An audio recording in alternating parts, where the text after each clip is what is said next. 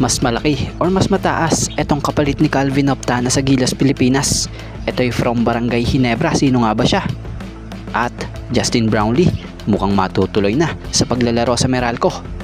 At Coach Tim may sinabi about kay Brownlee about sa magiging stint neto sa Gilas.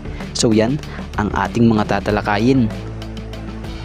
So tuluyan ang nakabalik si Justin Brownlee sa kanyang kondisyon at balitay ready na ito para sa Gilas, Pilipinas para sa paparating na FIBA World Cup Asian Qualifiers matapos nitong magkasakit at makarecover sa pneumonia. So batay kay Coach Tim Cone, okay na nga raw itong si Justin Brownlee.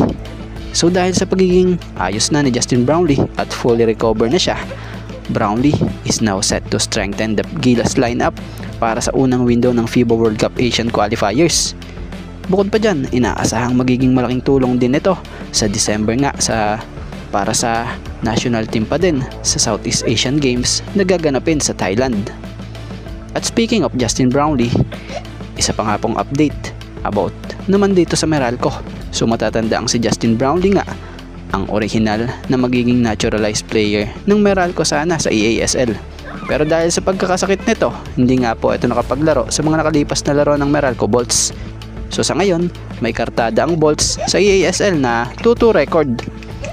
So ngayon nga po, mukhang good news. Ang kagandahan pa dito, mukhang na-appreciate ng Meralco itong ginawa ni Justin. Dahil ramdam kay JB na gusto nitong makabawi para nga po sa Bolts matapos nitong hindi makapaglaro dulot ng pagkakasakit nito. So batay sa FB page nga po or post ng nasabing koponan, credit po Justin Brownlee visited #Meralco Bolts team officials Governor Bill Pamintuan, alternate Governor Malu Alven, and manager Paulo Trillo, together with Barangay Ginebra first assistant coach and Gilas assistant coach Richard Del Rosario. Looking forward to the Bolts at East Asia Super League campaign. Stay tuned, Bolts Nation, #ChargeForward. So goods na goods ang ginawa ngang ito nitong si JB. At least nagkaroon na talaga nga po ng linaw kung bakit hindi ito nakapaglaro sa mga nakaraang game sa EASL ng Meralco Bolts. So tingnan natin sa next na magiging laro nga po ng Meralco Bolts kung tuluyan na nga pong maglaro itong si Justin Brownlee sa Meralco. Ngayon balik hardcourt na muli ito.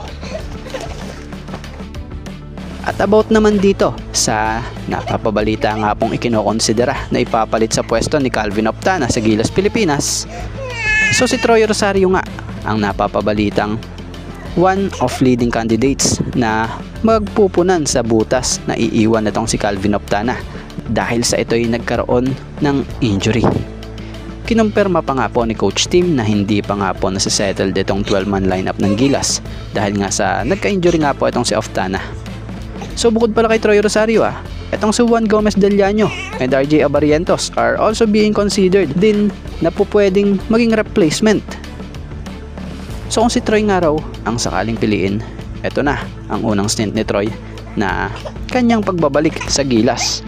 So matatandaang matagal rin nga po itong nagserbisyo noon para sa Gilas, Pilipinas kung tutuusin sanay na ito maglaro sa international game dahil sa experience nito. So tingnan natin. At about nga po sa estado ni Calvin Optana, dahil nga sa pagkakaroon nito ng hamstring injury, hindi ito makakalaro sa home and away series laban sa national team ng Guam dito sa FIBA World Cup Asian Qualifiers.